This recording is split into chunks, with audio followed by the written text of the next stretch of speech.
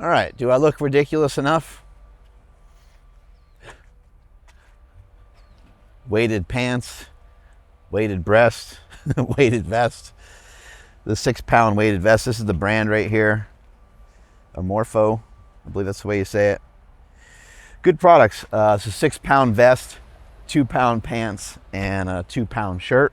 They also make shorts. Just something I'm kind of messing around with. I have a bunch of different weighted vests. You got a lot of different shoes and the David Weck propulsors and other various weighted vests. This one's like 40 pounds. I wouldn't really attempt to run in that, at least not at the moment. I have 20-pound vests, I got 15-pound vests, I got all kinds of different stuff for all kinds of different occasions. Today I'm gonna be running some hills, and so here we go. I'm trying to be a little bit more mindful of my training. I am doing my best to, taking days off. Tomorrow will be a full day off of training. With running and lifting, and then also my lifting making a little bit of like a comeback, and then now I'm able to run faster. I'm in kind of a new phase, and so I need to be a little cautious. I need to be a little careful. And you'll find you'll go through a lot of different peaks and valleys. Leaf blower. I don't hate him anymore. Just learn to live with him. I think it's like a conspiracy theory. You know, like all this shit over here like doesn't actually need to be here, but someone decided to plant it, and then therefore you need like the leaf blower guy, or you need someone to come and weed whack this shit. But I see them walking all over town. They're using those things everywhere. And I guess it's nice to have plants. It gives us oxygen, right? But then you have those things with gasoline or powered in whatever weird way. Probably a different topic for a different day. But really just trying to like narrow down my training and optimize it, I guess you'd say. So 2 days a week off completely. Double days, maybe only once or twice a week. Because for a little while there, it was like a double day every day. And even though the lifting isn't always like super fierce or intense, and even though the running isn't always super crazy or intense, it's all a stressor, and we got to remember that. And our stresses don't have to be negative. However, they just accumulate. It's almost like just weight. Think about like you're walking around all day with like a backpack. You can walk around with a backpack that's just, you know, stuffed with a couple pairs of socks, underwear, shorts, t-shirt, or you can walk around with a backpack that's full of bricks. And that's the way it will feel if you're underslept and overtrained, undernourished. Yeah, just trying to straighten some of that out to make all of what I'm doing even better. And then also that has a lot to do with my goals of getting leaner. You know, you can't just get leaner by continuing to just rob yourself of calories. So you got to start to get a little tricky with stuff and figure things out. So more recently, I've been eating a lot more fats really. Brought those up a little bit. Not as much fasting, although we still got a 24-hour fast pretty much every week. So that's still in there. Help regulate the body weight. Body weight's like 216 as of this morning. And the goal is to really get down to 203, 205, 208. Be cool to see 199 on the scale just for fun. I was thinking about this workout today as I'm coming over here. I was thinking, you know, I think you can look at these workouts a bunch of different ways. Look at your own workouts a bunch of different ways. And from a mindset perspective, you know, I could look at it and just say, well, I'm just going out there and putting up points on the scoreboard. And that could be a pretty cool, positive thing. Or you can look at it from a different angle and say, I'm gonna go out there and really stick it to myself today. People talk a lot about personal development. This is a great way to get it. Probably great to not have a perspective to like hate yourself, but some of this can be viewed in that sense a little bit as well, where you don't really hate yourself, but you're trying to kill off the parts of yourself that you don't love. There's parts of you that have bad habits that maybe don't always follow through on everything. And I think this is where we get to make a decision to cut those things away. Another way of looking at it too is that you are sticking it to everybody else and no one else will care. And that's Cam Hanes says, no one cares, keep hammering, which I really like that. It's like, just go out there and just get your miles in and just like get your work in. And don't worry about your English teacher that you always hated. And you think you're sticking it to them by getting in these crazy workouts. They don't care. They're not thinking about you. or that girlfriend that did you wrong, or the boss that fired you, or someone that humiliated you, or whatever it might be. But I do think that can be used as fuel. I think that could be used as energy. The haters on the internet grabbing a hold of like, I'm gonna prove everybody wrong. I actually think that can have some value sometimes. It's probably not a great way to do things for a long time, but it's not a bad way to get started. Let's say that you're fat, say you're 150 pounds overweight, and you got teased as a kid, no support from your parents, or maybe a parent called you fat. That's what happened to my mother. There's people that grow up with these kind of nasty backgrounds, you know? And it's really hard to overcome, but maybe for some of those people, it's good to use those negative things and turn them into calories, is the way I look at it. Kind of fuel your day and get you rolling. Cops are here. What's up? Hey, how you doing, sir? Coming off shift. Yeah. I saw it was you, man. I was like, what's up, man? How you doing? I'm doing great. I have this happen every once in a while, and I'm always like, oh shit, what did I do now?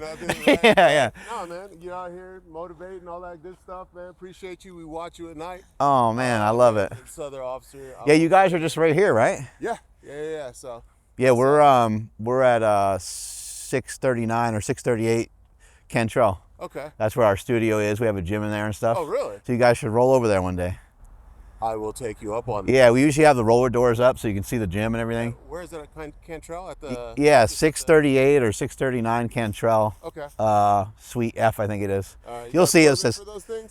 I'm gonna stop talking. I've been up all night, man. All right, man. Yep. Thank you for the warm up. Just lightly jog.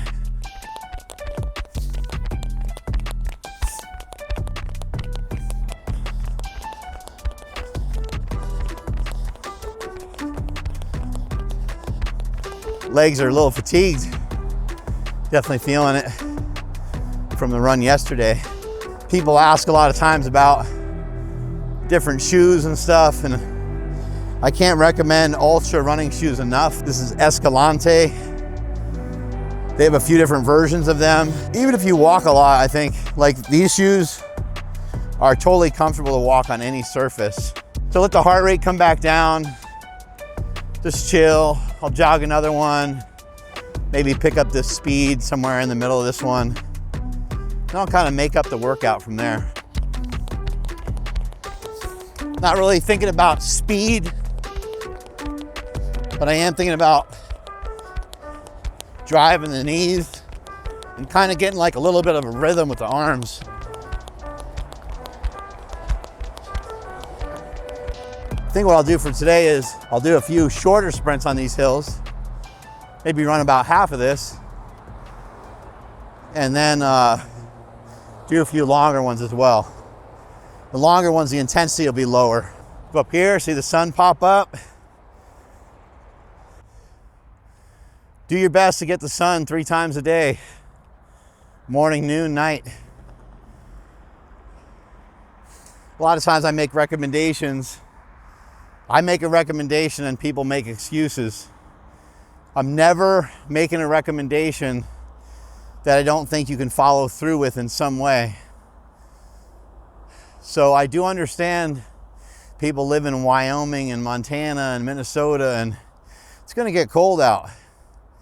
You're saying, man, it's gonna be harder for me to see the sun. Throw on a jacket, throw on some boots, you know, just maybe only go on your porch and watch the sun come up. Whatever way you're able to do it. Maybe just open up a window. You don't even barely go outside. It's too cold. But you just wanna get that light, you know, kind of in your eyes and see it. If you wanna be real lazy about it, you can just be in your car and roll your window down. Remember the car, the window in the car blocks a lot of the UV light, and we don't want that. You want to try to collect as much energy from the sun as possible. But I've found more recently that just getting the sun 3 times a day is really valuable. I've been watching the sun come up and the sun go down nearly every day. I miss it here and there. But what you'll find is that when you miss it, and you feel like you really missed out. You'll kind of be pissed at yourself because it gets to be kind of addicting. I do think it's important for people to develop a solar callus to get used to the sun and to start to develop a, maybe somewhat darker skin tone than what they currently have. Not everyone has to be tan. There's some people that have very fair skin and need to be very cautious with the sun. So always use precaution.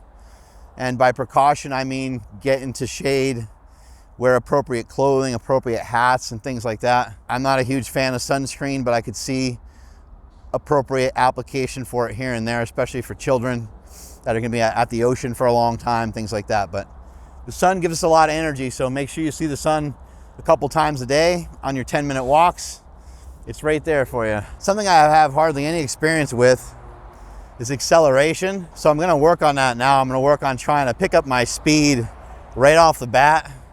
But because it's so new for me, I'm still gonna really take my time getting into it, because it's a very easy way to get hurt, is to try to really explode into something when you're not used to being explosive.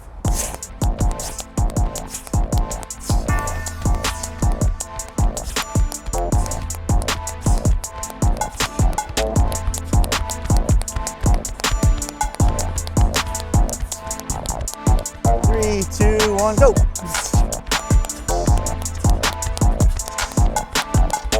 Whoa, I almost ate shit.